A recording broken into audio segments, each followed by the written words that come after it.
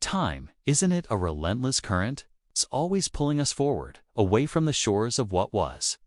We build lives, accumulate experiences, chase ambitions, and often, without realizing it, we drift further and further from the very foundations of who we are. But sometimes a whisper, a scent, a forgotten melody, and suddenly the current reverses, pulling us back, not just to a place, but to a feeling, to a time that shaped us.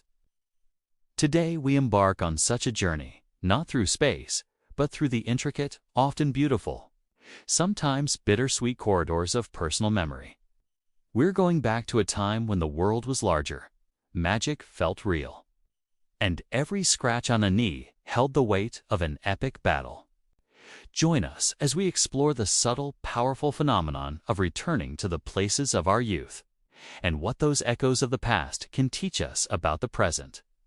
He wasn't sure how long he stood there, lost in the labyrinth of his memories. Time, it seemed, had folded in on itself here, blurring the edges of yesterday and today. Finally, pulling himself away, he drove home, or rather to the home he'd grown up in. It was the same street, the same house, yet different. The paint on the porch swing was chipped, the garden overgrown. The house seemed to sigh in the twilight, its windows like vacant eyes staring out to the setting sun. But as he walked up the path, a sudden flurry of sparrows erupted from the overgrown bushes by the porch, their startled chirps echoing his own surprise. He hadn't realized how much he'd missed this. Not the house, not exactly, but the feeling it represented, the feeling of belonging, of being known, of being understood. He pushed open the creaky gate, crossed the overgrown lawn, and stepped onto the porch. The wood beneath his feet groaned like an old friend, welcoming him back after a long absence. He inhaled deeply, the scent of honeysuckle and damp earth filling his lungs. It was the scent of home, of sanctuary, of love. He felt a warmth spread through him, chasing away the chill of the late October day. It was as though the house itself, sensing his return, had put on its finest perfume. The last rays of daylight filtered through the trees, casting long shadows as Elijah retraced his steps along the familiar path. It wasn't just a physical journey he was undertaking. It was a deep dive into the labyrinth of his own mind. A maze filled with echoes of laughter, whispers of secrets, and half-forgotten dreams. He stopped at the worn path leading to the creek, the place where he'd lost his favorite toy boat on a fateful afternoon many years ago. The memory was as vivid as if it had happened yesterday. The boat, a bright red miniature of a Viking ship, had sailed proudly in the bathtub seas until one adventurous day it capsized and sank without a trace during a particularly vigorous game of pretend. Tears had streamed down his face then, a mixture of despair over his lost vessel and a burgeoning fear of his father's reaction. But instead of anger, there had been a patient hand on his shoulder and a calm voice that soothed away his sadness. It was Mr. Henderson, the old neighbor everyone thought was grumpy, who had surprised him with a gentle heart and an even gentler smile. Together, they'd searched for the boat. And although they never found the Red Viking ship, Mr. Henderson had given him something far more valuable: a lesson in patience, in community, etched into the very soil of his young life.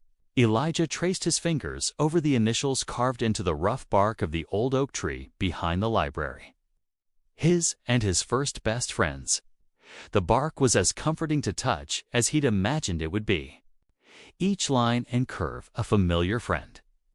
A surge of warmth filled him, quickly followed by a pang of bittersweetness.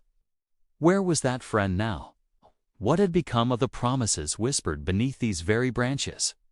The tree stood as a silent witness to a bond, now perhaps just a memory, yet no less real in its impact. Later, on the porch of his childhood home, now occupied by a new family, a polite distance kept. He sat on the old swing, creaking gently. His eyes closed. The porch wasn't just wood and paint. It was the stage for countless summer evenings. The smell of his mother's baking from the kitchen, the distant sound of his father's hammer from the shed. a feeling of absolute security, of being utterly loved, washed over him, a feeling so intense it brought tears to his eyes. These memories weren't just relics of the past. They were sensations, emotions, almost tangible presences that had merely been dormant. He could almost hear the excited chatter of children playing, their voices mingling with the chorus of crickets. He could feel the soft give of the grass beneath his knees when he fell off his bike, the scrape of his palms against the pavement when he learned to skate. Each moment, each feeling was a thread in the rich tapestry of his early life, weaving a pattern of belonging, love, and growth. He remembered the sting of disappointment at the local fair when he didn't win the coveted goldfish, the thrill of finally conquering the monkey bars, the innocent joy of a bike ride with no destination, just the wind in his hair and the sun on his face. Every triumph and every stumble had contributed to the mosaic of his character, shaping him into the man he was today. It wasn't about finding definitive answers or reliving moments exactly as they were. It was about connection. Connecting the dots between the naive, curious child and the often weary adult. He realized that the resilience he now possessed, the kindness he strived for, the appreciation for simple joys weren't new acquisitions. They were deeply rooted, nurtured in the fertile ground of his childhood experiences. The trip wasn't a magic cure for the hollowness he'd been feeling lately, but it was a powerful reminder. A reminder that the essence of who he was hadn't vanished. It had merely been buried under the weight of adult responsibilities and distractions. The labyrinth of memory wasn't a place to get lost forever, but a sacred space to revisit, to gather strength, to remember. As the sky deepened into twilight, Elijah knew it was time to go. He stood before the house one last time, a wave of emotion washing over him. This trip wasn't just about revisiting the past, it was about reclaiming it, making it a part of his present, understanding that the foundation he'd been given was more solid than any he could build on his own. He left with a lighter step, a clearer mind, and a grateful heart. The labyrinth of his childhood had spoken to him in the language of memories, and he had listened.